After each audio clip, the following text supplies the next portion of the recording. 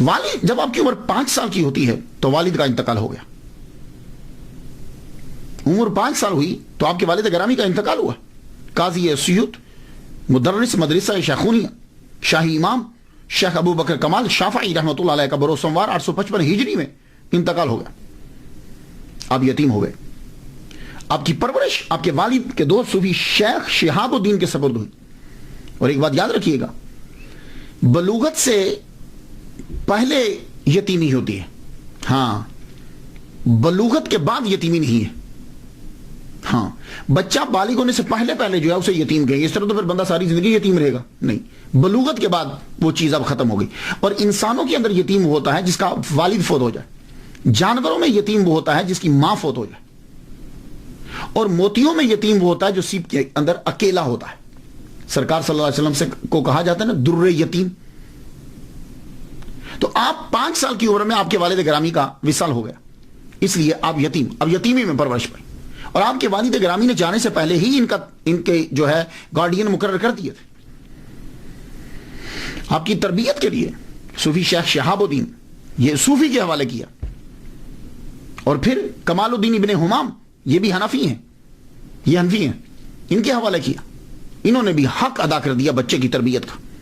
میں سمجھتا ہوں کہ شاید اسی لیے امام المصنفین فخر المحدثین علامہ جلال الدین السیوطی شافعی شاذلی رحمۃ اللہ علیہ نے امام اعظم مسلک حنفی کے اوپر بھی کتاب اسی لیے شائع لکھی. آپ تقریباً 8 سال کے ہوئے تو آپ نے قرآن مجید زبانی یاد کر لیا. یہ تقریباً ہمارے جو اسلاف ہیں ہمارے بڑے 7-8 سال کی عمر میں قرآن یاد کر لیتے ہیں. ہاں ہم 7-8 سال کی عمر میں شروع کرواتے ہیں، وہ 7-8 سال میں قرآن پڑھ چکے ہوتے تھے. 7-8 سال کی عمر میں قرآن مجید جو ہے وہ حفظ کر لیا. اور پھر اسی 8 سال یہ ابتدائی اسی عمر کے اندر ہی 10 سال کی عمر سے پہلے آپ نے ابن مالک اندلسی کی الفیہ فی النحو والصرف یاد کر لی. منہاج الوصول فی علم الاصول یاد کر لی.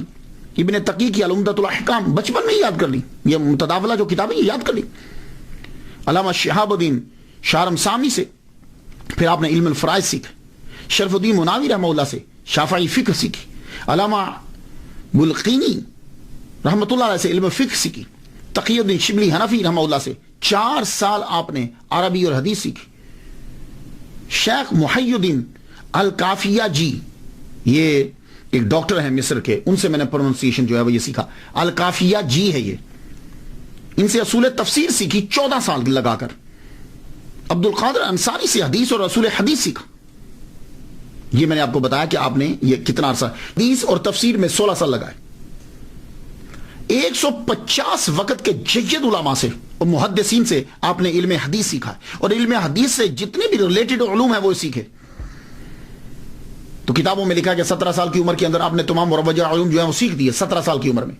اور 17 سال کی عمر میں ہی آپ کو تدریس کے مقام پہ مدرس کی سیٹ پہ بٹھا دیا. اس کے بعد جب پڑھ لیتے ہیں تو پڑھنے کے بعد سیر و سیاحت کے لیے آپ نے کہا کہ میں ذرا حج کرنا چاہتا ہوں. تو علامہ بلقینی رحمۃ اللہ، اس کا پروننسی بلقینی ہے، علامہ بلقینی رحمۃ اللہ علیہ خاص نظر کرم فرماتے تھے آپ کے اوپر. آپ ذرا کچھ سیر و سیاحت کے لیے نکلے. پہلے تو آپ نے مصر کے جو شہر تھے وہ آپ نے دیکھے، اس کے بعد حج کے لیے نکلے. مکہ مدینہ. مکہ جب آپ حج کر رہے تھے، حج کرتے ہوئے آپ نے وہاں دعا مانگی. اور یہ بات یاد رکھیے گا، آپ بھی جب کبھی حج کرنے یا عمرہ کرنے کے لیے جائیں تو زمزم کے کنویں کے اوپر، اب تو وہ بند کر دیا، میں ویسے نیچے کیا ہوں، میں نے وہ کنواں بھی دیکھا ہوا ہے لیکن اب تو خیر بند کر دیا. تو آپ وہ جگہ تھوڑی سی تلاش کر کے دیکھ لیجئے، کھڑے ہو کر دعا مانگیں. جو دعا مانگیں گے وہ قبول ہوتی ہے. آپ نے بھی دعا مانگی کہ یا اللہ علامہ بلقینی جیسا مجھے فقیہ ہی بنا دے، اور ابن حجر جیسا مجھے محدث بنا دے، حدیث میں مجھے جو ہے وہ غلبہ عطا فرما، یعنی میں حدیث کا علم سیکھوں. اللہ نے دعا آپ کی قبول فرمائی. آپ نے یمن گئے، شام گئے، آپ مراکو گئے، اور ایون کہ آپ انڈیا تک بھی گئے.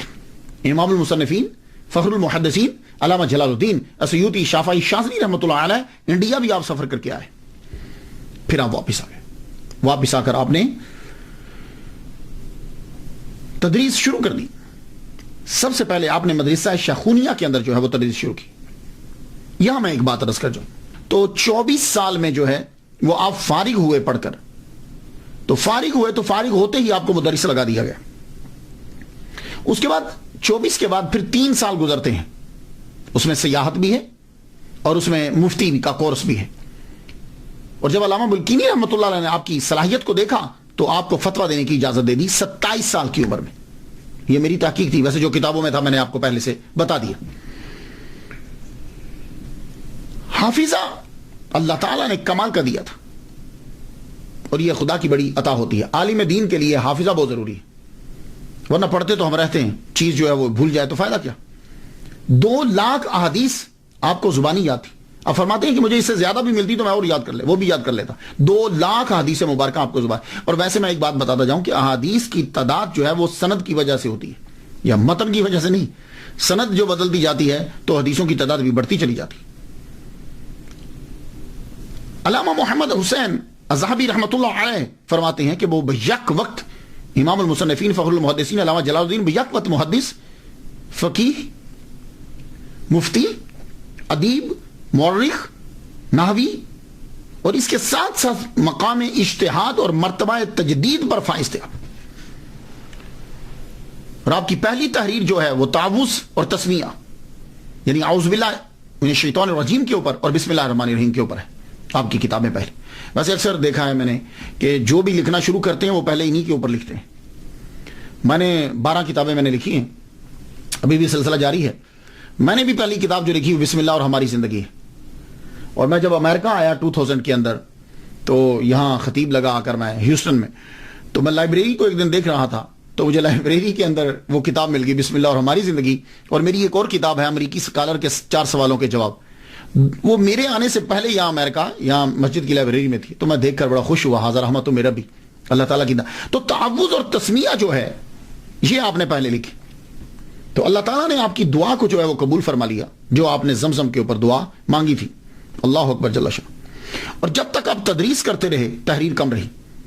ہاں، جب تک آپ پڑھاتے رہے ہیں تب تک تحریر کم ہے. آپ کے پہلے 40 سالہ دور کے اندر تحریر آپ کی بڑی کم ہے. تقریر ہے، تدریس ہے، تحریر کم ہے. یہ جتنی بھی آپ کی تحریر تصنیف ہے یہ آپ کی 40 سال کے بعد کے دور کے اندر بڑی تیزی کے ساتھ جو ہے وہ بڑی. اللہ تعالیٰ نے آپ کو لکھنے کی بڑی صلاحیت عطا فرمائی، اور آپ کہہ سکتے ہیں کہ یہ کرامت ہے. اور میں بھی علامہ جلال السیوطی رحمۃ اللہ علیہ اور اولیاء کرام کی جو کتابیں لکھی ہیں ان کو ان کی کرامات میں تسلیم کرتا ہوں میں، اور یہ ان کی سب سے بڑی کرامتیں ہیں. یہ بات یاد رکھیے، یہ جو ان کی کتاب ہوتی ہے یہ سب. لیکن ہمارے ہاں کیا ہوتا ہے کہ ہمارے ہاں جو مصنف ہو یا جو تقریریں کرتا ہو اسے لوگ کم ہی ولی مانتے ہیں، یا اسے ولی نہیں مانیں گے. ہمارے ہاں کوئی ایک علیحدہ سا ہمارا ایک تصور ہے، تحریر کے اندر اور تدریس کے اندر تقریر کے اندر مشغول ہو جاتا ہے، ہم اسے اس طرح کا ولی کامل نہیں مانتے. حالانکہ میرا وجدان یہ کہتا ہے کہ جو کتاب ہے یہ وہ دکھائی ہوئی کرامت سے زیادہ بڑی ہوتی. داتا گنج بخش علی حجویری رحمۃ اللہ علیہ آپ نے خانہ کعبہ لوگوں کو دکھا دیا تھا، لیکن میں ان کی کتاب کشف المحجوب کو اس کرامت سے بڑی کرامت مانتا ہوں، کیونکہ جن لوگوں نے خانہ کعبہ دیکھا تھا وہ تب کے تھے. آج کے جو ہیں وہ اتنا فائدہ اس بات سے نہیں اٹھا رہے جتنا فائدہ وہ کشف المحجوب سے اٹھا رہے.